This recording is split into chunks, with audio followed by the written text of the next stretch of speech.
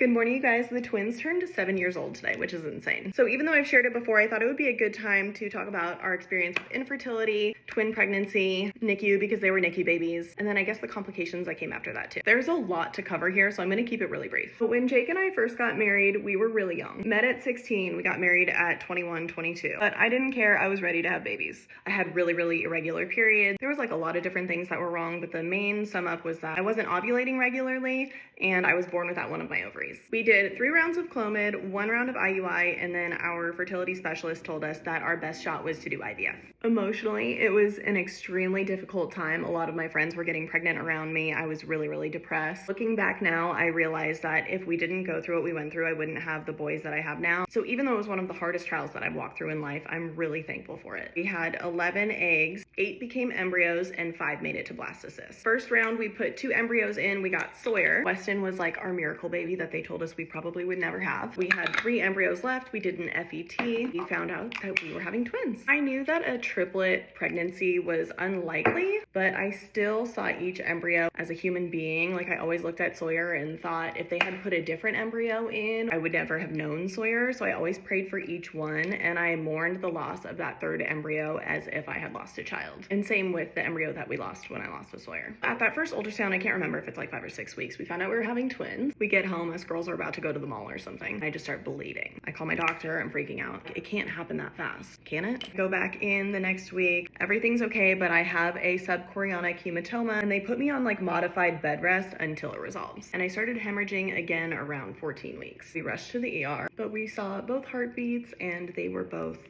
perfectly healthy. It was also around that time that we were told that the twins were most likely boy-girl. And then Eli closed his legs for about 6 weeks, like 20-week appointment. He opened them up and surprise, he was a boy. I had a good like 5 weeks off of modified bed rest until at 20 weeks I started having contractions. I started having a shortened cervix. I was put back on modified, but like severely modified bed rest. I was pretty much just like sitting all day. In and out of the hospital a lot. Lots of overnight stays. Just make it to 24 weeks, just make it to 28 weeks, just make it to 30 weeks. Steroid shots to mature the lungs. Also during that time, we were told that Eli had some kind of heart defect and a cyst in his brain. Could possibly lead to some birth defects and possibly needing open heart surgery within the first week of his birth, but we wouldn't know until after birth if the heart defect would resolve itself, which thankfully we found out it did, but it was really scary. At 31 weeks, I started having contractions again, went into the hospital again for a couple days, and they thought they had stopped the contractions. After 48 hours, they sent me home. It was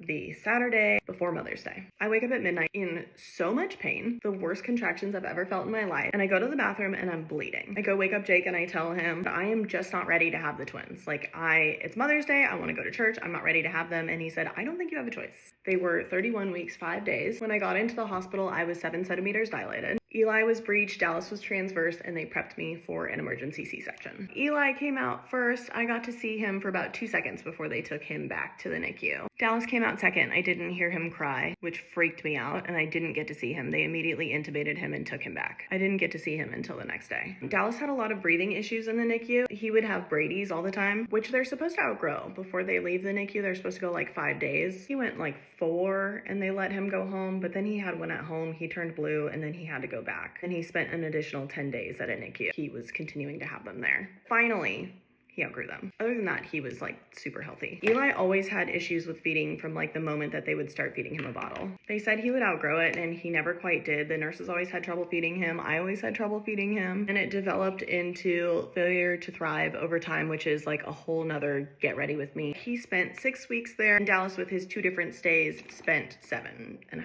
The NICU just really felt like a blur. We had 4 kids 4 and under. The week that the twins were born, Sawyer had just turned 4 the week before. I was also exclusively pumping because I had such an oversupply that there was just no way that they could latch on. My whole life at that point was just making sure that everyone survived the day. Feed both babies, get them down for a nap, make sure the big kids were okay, pump, bag up all the milk. I was donating to a milk bank that would pay me, that helped pay our bills. That seriously was my job. Producing like a gallon of milk a day that I was able to donate on top of feeding the twins, which was insane. But it was just the way that God provided for us, for me to be able to stay at home and take care of them. And that is the very brief story of our infertility, IVF, twin pregnancy, and NICU journey on the twins' 7th birthday. I love them so much. I am so thankful for them. I am so thankful to God for modern medicine, because without that and without his provision for that, I would not have them.